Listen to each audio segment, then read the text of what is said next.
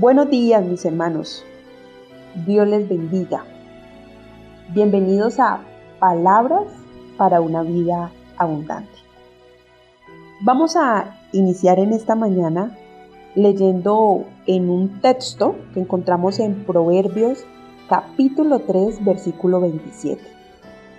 Proverbios capítulo 3, versículo 27.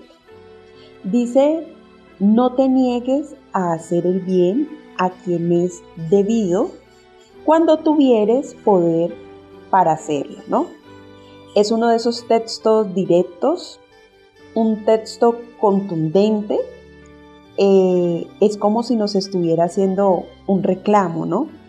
Nos estuviera haciendo una propuesta junto a como a un llamado de atención en el que se nos está diciendo: si en usted está, si de usted depende, ¿sí?, a producir el mayor bien posible, actuar con bien, actuar beneficiando, actuar haciendo lo que en algún momento la vida está demandando, lo que es preciso, no se niegue, ¿sí? Digámoslo así, ábrase con toda espontaneidad y sin ninguna prevención a ese poder que hay en usted de hacer el bien, ¿no? Y pensar en textos como estos nos lleva a ir entendiendo que el bien en nuestra vida como creyentes, como personas que hemos ido acercándonos cada vez más a Dios, abriendo nuestro corazón, que tenemos una memoria histórica de fe, un recorrido que nos ha marcado en todo esto que ha sido la iglesia para nosotros. Cuando uno viene de ese camino en el Evangelio, el bien en nuestra vida cada día debe fluir con mayor libertad, ¿no? Tristemente no siempre es así, y uno va descubriendo a veces con mucho pesar, con mucha tristeza, que a lo largo de su vida han habido momentos donde nosotros podíamos haber abierto más nuestro corazón, extendido más nuestras manos, haber hecho más presencia, ¿no? Porque tristemente, por razones de malcrianza, por razones de ego, de modelos, digámoslo así, equivocados, o a veces modelos ausentes, dejar fluir el bien se nos convirtió en una problemática, ¿no? En una cosa que no se daba muy naturalmente. Y allí viene el poder del Evangelio, de ir descubriendo cómo hay rasgos en nuestra vida que a veces son muy enfermos, y solo por el poder de Dios uno va como saliendo de todo ese estado de ceguera, de una vida pasada donde muchas cosas se veían normal, común, donde no nos la cuestionábamos, ni siquiera era un presupuesto de inquietud, ¿no? Pero vaya que va pasando el tiempo y la palabra y la iglesia va haciendo lo suyo, y empezamos a sentir esa vergüenza de muchos bloqueos, en este caso de lo que estamos hablando, para dejar fluir el bien, ¿no? A veces no hacer el bien se expresa, por ejemplo, en condiciones en donde uno va descubriendo que nos tienen que rogar mucho para poder hacer algo, ¿no? ¿Cuántos de nosotros nos hacemos rogar? ¿Cuántos de nosotros somos duros para hacer favores? ¿Cuántos de nosotros somos identificados en la casa o en los ambientes comunitarios con nuestros familiares como personas de mala clase, ¿no? En aspectos tan sencillos como esos, uno va descubriendo sus bloqueos para hacer el bien, para no colocar un freno permanente en cosas que son válidas, que son correctas, y en las que las personas deberían aprender a contar con mi presencia, digámoslo así, con mucha facilidad, ¿no? En otros momentos, hacer el bien en nuestra vida, tristemente, está, por ejemplo, condicionado por el hecho de tener que sentir que en algo nos beneficia lo que vamos a hacer, que eso que vamos a hacer es conveniente, es ventajoso, que podemos sacar algún provecho para poder acceder, ¿no? ¿Cuánto gano con esto? ¿Cómo esto me convendría? Y solo así parecemos tener el estímulo para movilizarnos, ¿no? Otro bloqueo para hacer el bien. Y hay momentos donde hacer el bien, por ejemplo, tiene que ver con que no sintamos que nos incomodamos tanto, ¿no? Bueno, si me sobra, ¿no?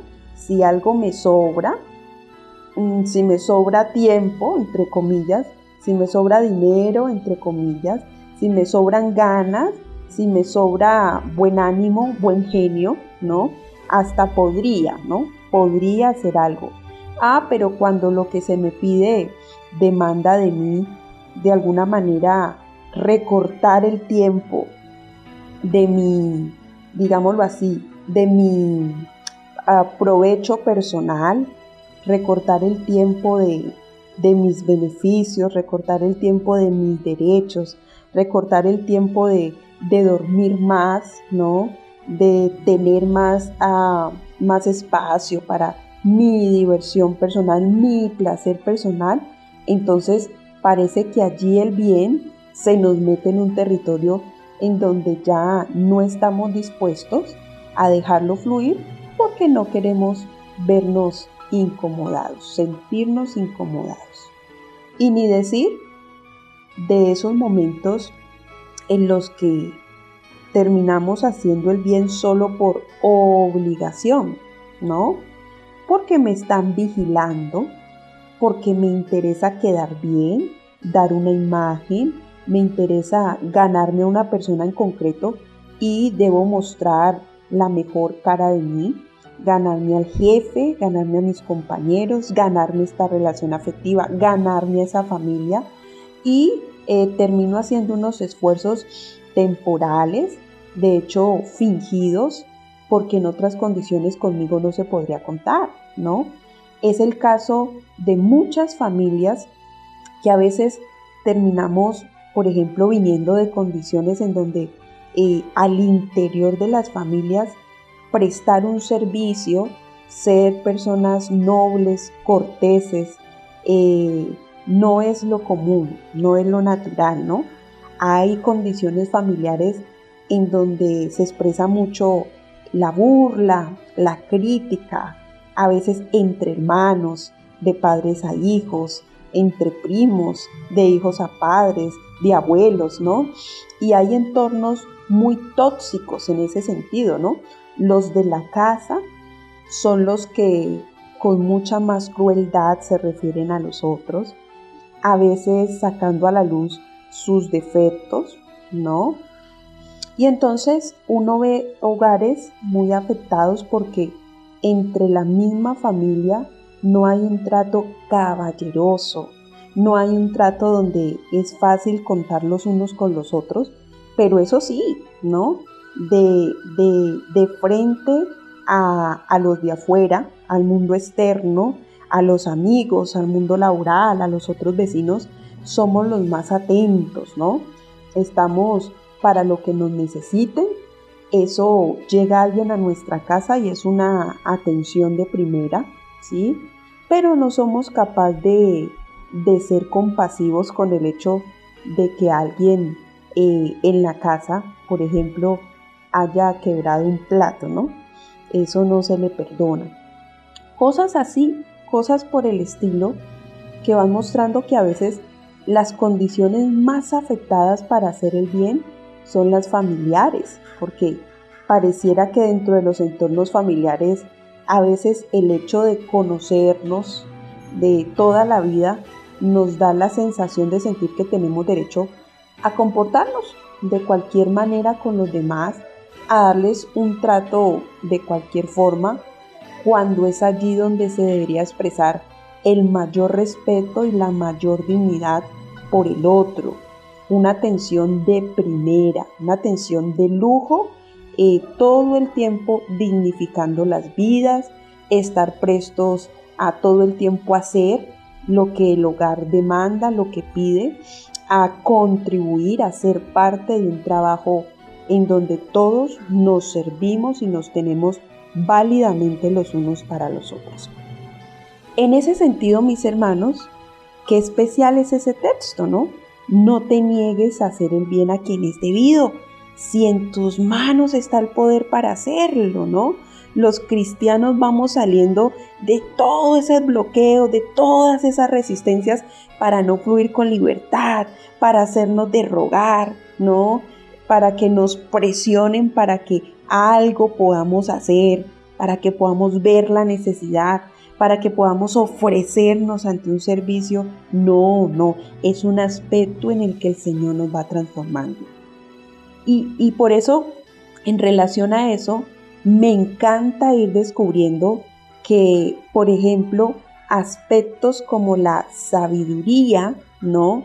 La sabiduría de la que nos habla tanto el libro de Proverbios y la sabiduría que nos presentó Jesús hablando de el hombre necio y el hombre sabio, y luego Santiago, en todas estas descripciones y en estas enseñanzas maravillosas, me llama fuertemente la atención que en la Biblia la sabiduría se presenta como un aspecto que tiene por finalidad potencializar al ser humano para que el bien, digamos, fluya con mayor apertura, con mayor facilidad, para que llegue a más vidas, para que toque más espacios, para que influya en más territorios. Es decir, la sabiduría se le da al hombre para que haya un rasgo de inteligencia y de posibilidades que potencialicen el bien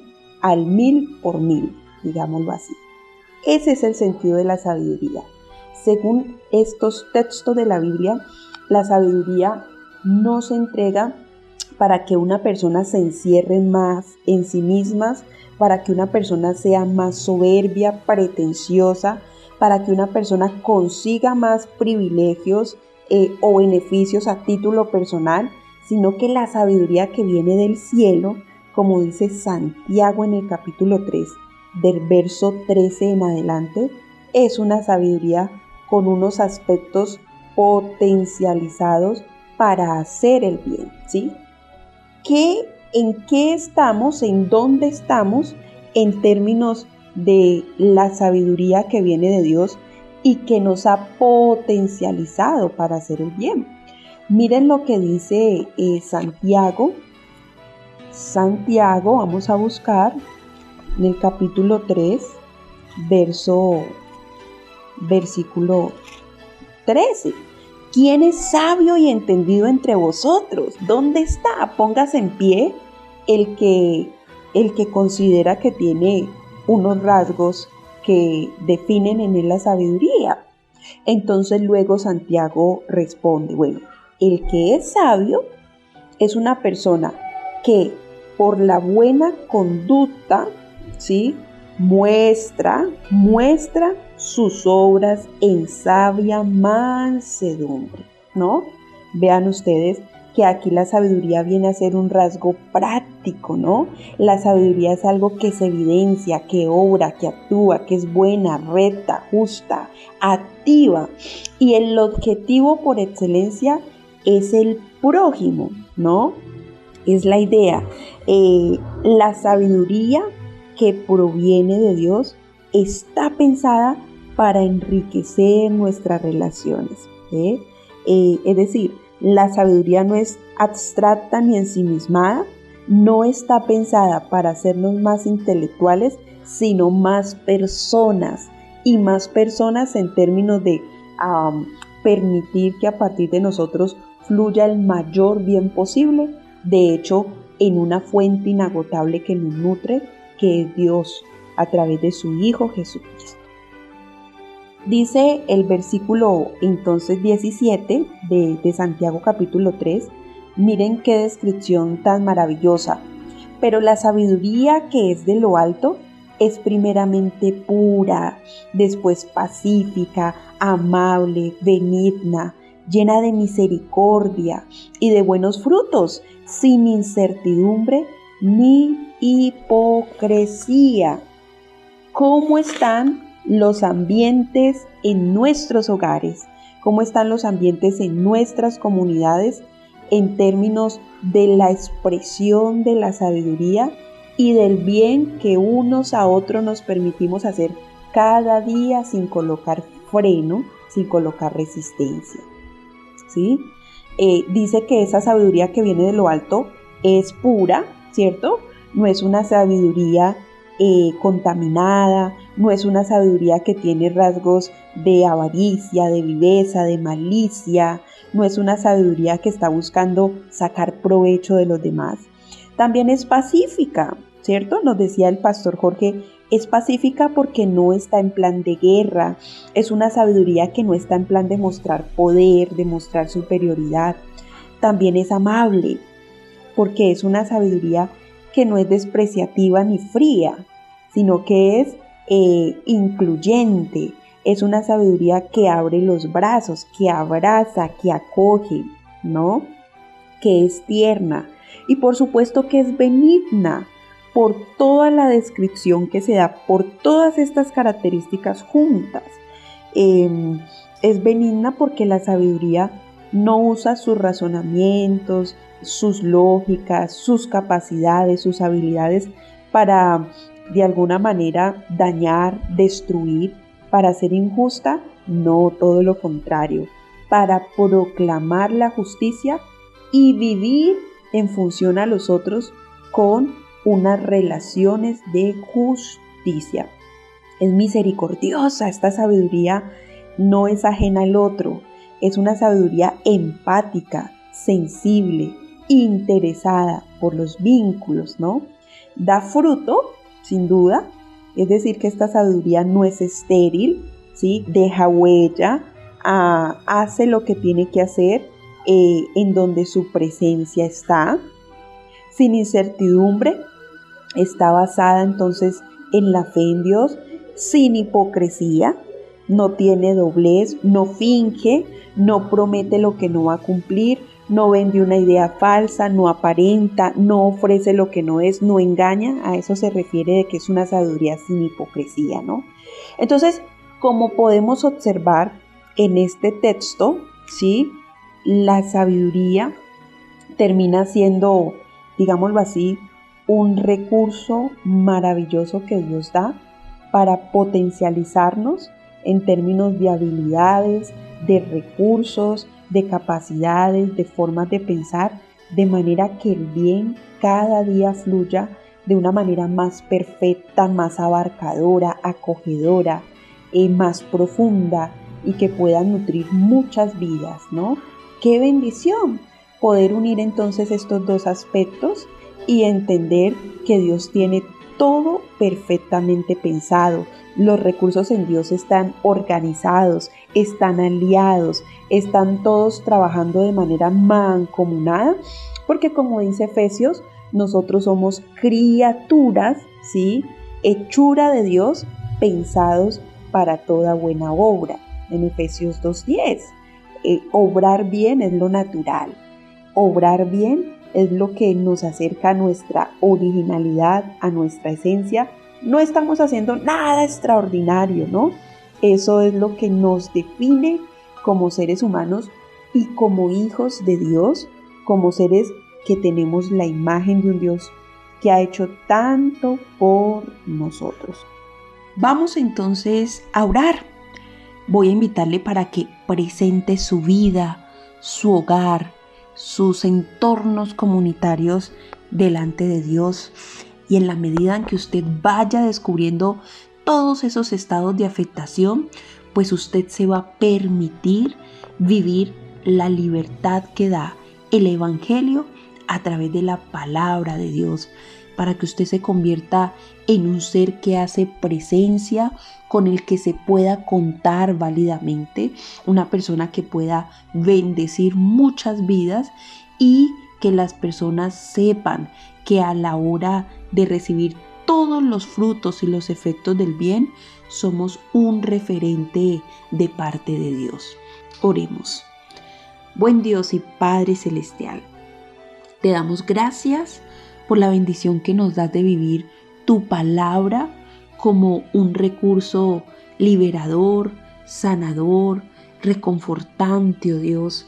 Un recurso que cada día nos limpia, que tiene el poder de llevarnos a descubrir todos esos estados que nos bloquean, todos esos estados que de alguna forma nos estancan y que nos impiden vivir esas condiciones maravillosas que desde siempre has pensado para con nosotros, Señor.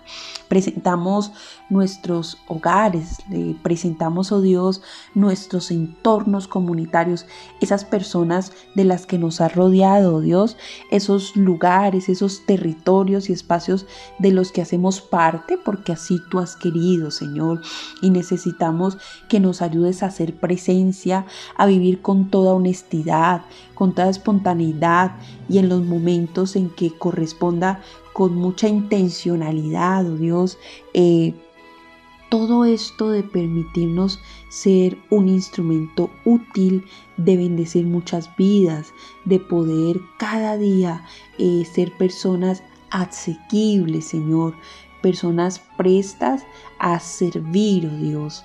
Gracias, Señor, gracias por esto y por Jesús como ese ejemplo que todo el tiempo nos está confirmando en qué consiste el Evangelio. En el nombre de Jesús, amén, amén.